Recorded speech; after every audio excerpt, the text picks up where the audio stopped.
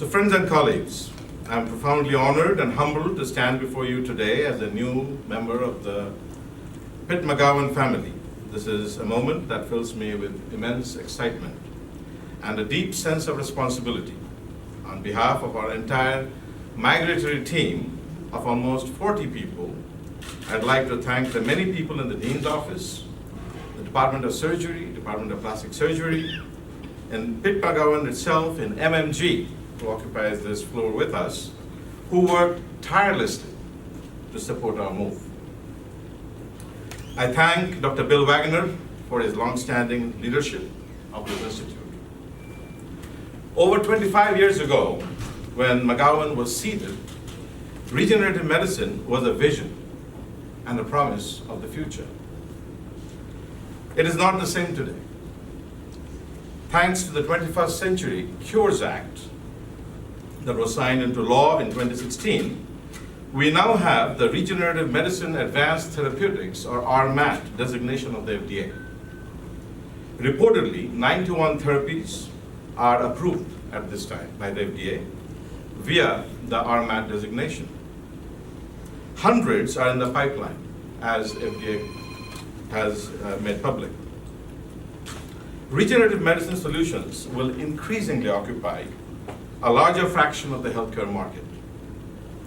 It is already in the billions of dollars at present, and professional market reports consistently predict a sharp rise with a CAGR, or compound annual growth rate, exceeding 20% a year. For any small company based in our Commonwealth seeking RMAT designation of their product, I announce a seed funding mechanism to collaborate with any faculty in Pitt-McGowan. As we step into this new chapter, I am inspired by the legacy of excellence that defines this institute. I am pleased to report on the formation of a Pitt-McGowan Wound Research Consortium, a dedicated clinical research arm of this institute, thanks to the partnership of Drs. Rubin, Gordillo, and Roy. We are now Pennsylvania home to the NIDDK Diabetic Foot Consortium. Jocelyn Beth Israel at Harvard is funded as our satellite. This week, the first patient will be enrolled at our Passavant Wound Clinic. The Pitt-McGowan Wound Research Consortium expects to enroll patients at all of its 20 sites statewide and one in Maryland. We are currently working on logistics. Throughout the world, it is estimated that every 30 seconds a leg is amputated, and 85% of these amputations are a result of a diabetic foot ulcer. Today, we have over 2 million amputees in the United States. For every 1,000 adults with diabetes younger than 48 years of age, the number of amputations rose from 2.9 in 2000 to 4.2 in 2015. Every day, we have 500 new amputations in this country. Pennsylvania ranks in the lowest quartile in the country with a higher than average rate of amputation. The Pitt-McGowan Wound Research Consortium's goal will be to address that threat to our community through our network of community-based wound care clinics. Our first new Pitt grant award from NIH is aimed at enrolling underrepresented minorities in clinical studies on diabetic foot ulcers. I want to acknowledge the patients and care provider families who inspire our work every day.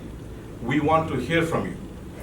We are currently in the process of developing a diabetic foot ulcer community engagement program, wherein we look forward to recruiting community representatives on a paid basis utilizing NIH funds. Our work here at the Pitt-McGowan will not only be about mending tissues and restoring function, it will be about renewing the hope of people we serve. At Pitt-McGowan, progress has been and continues to be a collaborative endeavor. We will further strengthen our ties with engineering towards higher extramural research funding. I'm fortunate that as our team moved, my good friend and colleague, Dr. Theresa Mayer, who used to be the VPR in Purdue, also moved to serve as the VPR at Carnegie Mellon University. We are actively working towards collaborative funding applications between CMU and our School of Medicine. NIH's ARPA-H budget is sharply growing. It used to be $1 billion, it became 1.5, now it is $2.5 billion. The DoD has several funding mechanisms well suited for regenerative medicine. To apply for these new funding opportunities, a programmatic approach is required. Pitt McGowan will enable its faculty to aim at such large-scale funding. We will strengthen our industry partnership as it is a required component of all of these large-scale funding mechanisms. During the last 2 decades, Pitt McGowan has been a beacon of innovation. I thank the Commonwealth for seed funds aimed at boosting our extramural funding. At Pitt McGowan, success is not just expected, but will be nurtured. We will have a bi-weekly Pitt McGowan grant workshop. I invite all faculty to attend.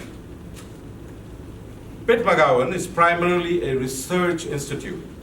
We must help every faculty member be extramurally funded. Every other role of any individual faculty is secondary to this milestone. Collectively, we will find ways to significantly increase the return on investment by our Commonwealth. I'm pleased to announce a Pitt McGowan lecture series and a Pitt McGowan seminar series. The Pitt McGowan lecture will be delivered by pioneers in the field every month. I invite nominations for the Pitt McGowan lecture. I want to express my deep gratitude to each contributor and the entire staff of the Institute who have built an environment of collaboration and excellence. It is through your dedication that we have already achieved so much, and I look forward to continuing this journey together. A new executive committee has been formed and posted on the Pitt McGowan website. The EC will meet face-to-face every month. All other committees and leadership positions will be revisited by the EC. The first monthly face-to-face faculty meeting is scheduled for September the 5th. With the addition of the new team from Indiana, on-site core faculty and staff strength has doubled. We must get to know each other well and build community strength. Face-to-face interactions spark spontaneous discussions, brainstorming sessions, and serendipitous encounters that often lead to innovative breakthroughs. Our goal is to create an environment that respects individual needs while maximizing our collective impact by being present on site. To our partners, donors, and sponsors, I extend my heartfelt thanks. Your belief in our mission and our abilities empowers us to dream bigger and reach higher. Your support will be instrumental in turning our vision into reality. Finally, our growth depends on our sustainability. As we partner with numerous business units, internally and externally, we need to find the right business model of proportionate return. In discussions with our partners and with guidance from the school administrators, we will find that win-win model. The challenges ahead are significant, but so is our determination. In closing, let us remember that the pursuit of regenerative medicine is not just a scientific endeavor. It is a testament to the human spirit's capacity for compassion, resilience, and hope.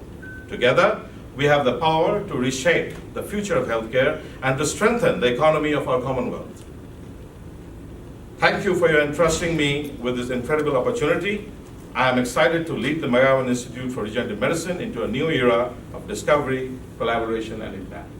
Thank you all very much.